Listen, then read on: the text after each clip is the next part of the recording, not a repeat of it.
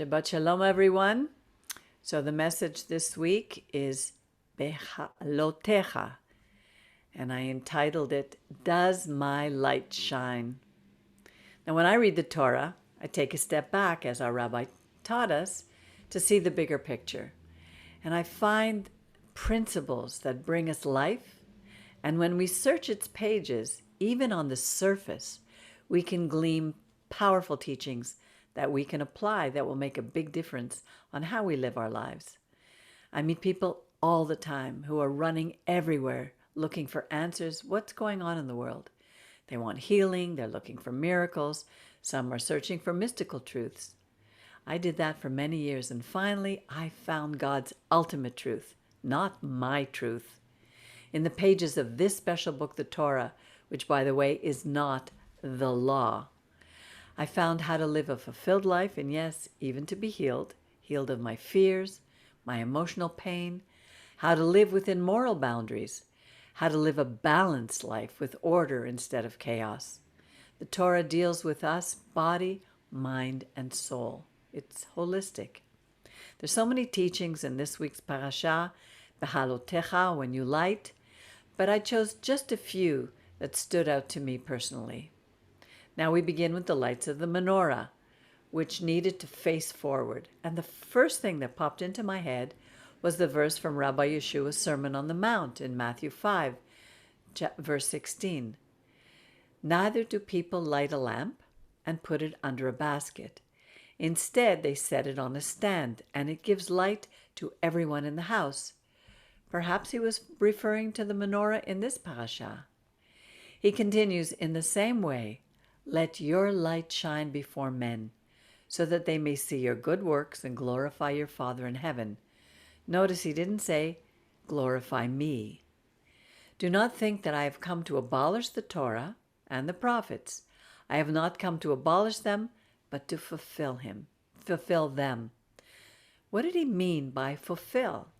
There are many interpretations, but to me, it could mean that he would explain how to live by them. I see it as Rabbi Yeshua wanting to restore what Moshe gave to our people, the 10 Commandments to bring to all the world. And by living them, which may seem simple, but let me tell you, it's not easy, we would then be a light to the nations as we were called to be, and thus a role model to the world, as our fathers are a role model to us. What is a good role model? And how do we shine our light? Let's not pretend to be perfect, nor even strive for an elusive perfection. Doesn't that just make us hypocrites? Let me tell you, our children can smell hypocrisy a mile away. That's why so many turn away from God, because they know who we really are. They live with us. We can't fool them. We may say things, but if we don't live them, they're going to know right away. Now, I was steeped in the New Age thinking for almost 10 years, and I took one seminar after another on how to become perfect, to be like God. I watched as people like Shirley MacLaine lifted her arms and cried out, I am God. And I too wanted to be like that. And that reminds me of our first mother, Eve, who said the same thing, who wanted that.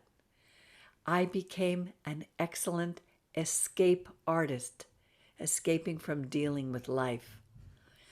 One day my youngest daughter said to me, Mom, you take all these courses and go to all these seminars to be better. So how come you're still the same? I thought it's a very good question. The Torah is the only book that's so honest.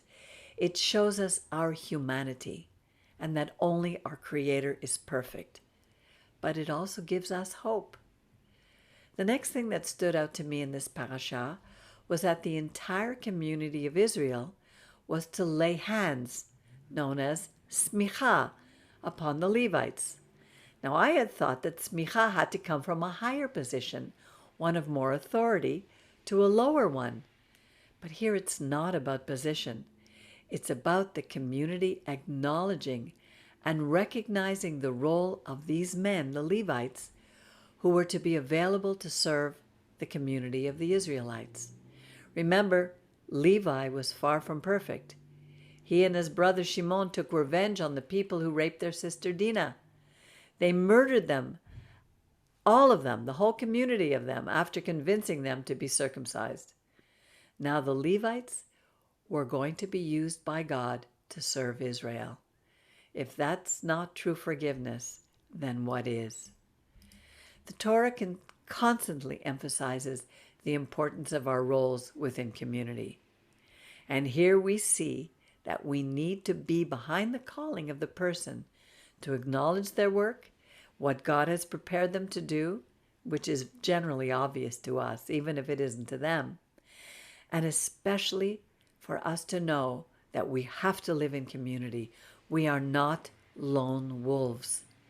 It's easy to live on our own, to escape dealing with others. But to truly live the commandments, we need to live in community. We need to be in the world, not of it. That's what Moshe spoke about in this, when he knew that he needed to be in his community. I love the picture given to us in Numbers 9:15. And on that day that the tabernacle was reared up, the cloud covered the tabernacle, even the Ochel Moed. And at evening there was upon the tabernacle, as it were, the appearance of fire until morning. This is a picture. Remember Hebrews? The Hebrew is a language of pictures. And it shows me that God was with us, constantly guiding us. He provided the cloud by day and the fire by night. Why would we think he would be different today? Malachi 3 says, Ani Adonai lo shaniti. I, the Lord, do not change. When I look back at my life, I can see how often he was with me, even if I didn't realize it at the time. I'm sure that when you think back, you too can sense his protective covering over you, like the cloud by day and the fire by night, guiding your path as he guided mine. And as he guided the people of Israel. These are pictures of how real he is in our lives, and it helps us to trust him each and every day. Verse 22 says that whether it was 2 days or a month or a year, the cloud would tarry, would wait, would hover over the Mishkan, and when it lifted, they journeyed. Sometimes it seems as if nothing is happening in our lives. We seem to be caught up in our daily mundane struggles, and then suddenly something happens, for good or bad. And we have to move. We are forced to change something in our attitudes and in our physical lives.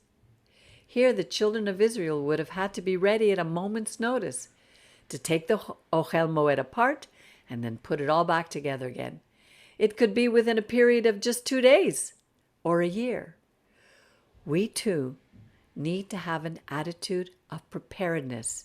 We need to be prepared that at any time our lives can change, even drastically. This teaches us to trust that there's always a reason and that it is for our good, even when we don't see it in the moment. They didn't know when they would have to travel, but their leader Moses did, at God's command, because he spoke to God mouth to mouth and face to face. Many of us might wonder, does God ever speak to us face to face? He could, and he does. The Creator has his ways of showing us that he is with us, even when we don't hear an audible voice. I know I've had friends who told me that they heard his voice. I remember living in Vancouver in my 30s, well before I knew God the way I know him now. I was living with my 2 daughters and struggling to make a living. One day, out of sheer frustration, I lifted my hands toward the ceiling and I said, if I can't help myself, let me help somebody. And then within 2 hours, I received a call out of the blue. I wondered, why would that even come out of my mouth? But this call was from a woman. Her name was Terry Lawson. And she said that she had met me at a party a couple of years earlier, and I had given her my business card. She invited me to attend her financial planning seminar. I laughed. I said, Terry, I have no money to invest. In fact, I'm looking for work. She says, really? That's great. I need work. I need someone to come and help me to call people for my seminar. Come work for me. If that's not God watching out for me, I don't know what is. I'm so amazed to watch God's cloud by day and his fire by night reenacted in my life over and over.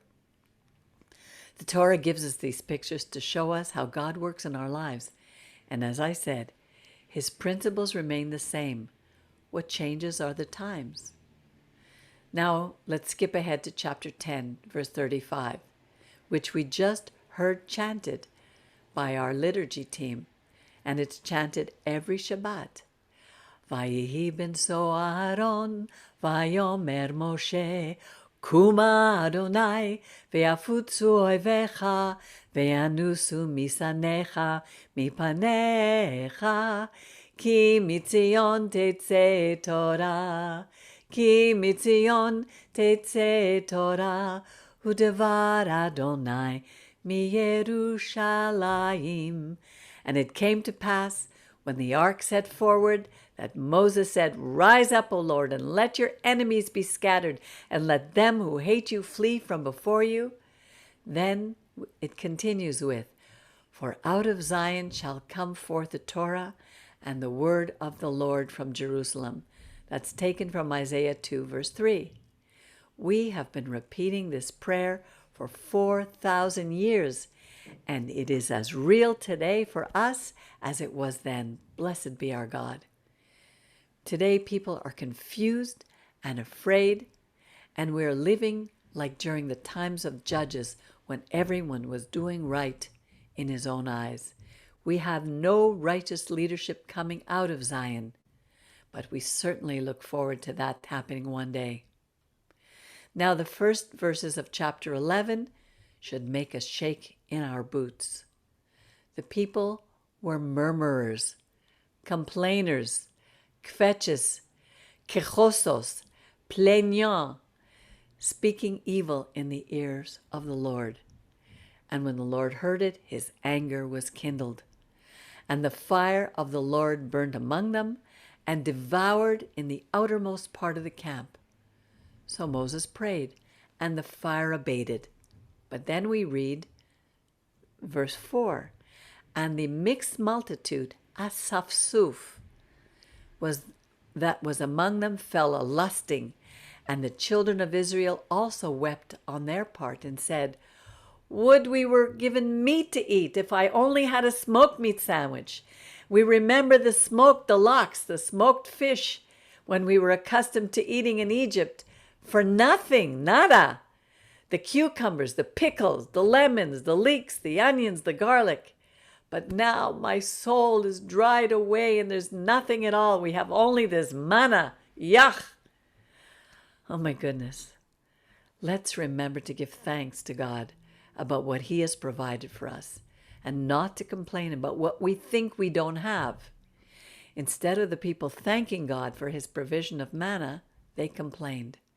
And the consequences were disastrous. Remember, this was only the second year in the desert, and they would have still have had cattle. But isn't it easier for us to see the glass half empty rather than half full? Our sages compared this asafsuf with the heir of Rav, the mixed multitude who left Egypt with the Israelites. But a better translation would be rabble-rousers and troublemakers. As we know, there were Israelite rabble-rousers. Look at Korach. How often do we blame others and refuse to take responsibility for ourselves and our own failures?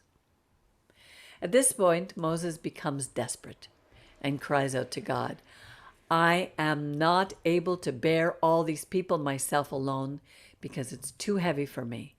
And if you deal this way with me, kill me, I beg you.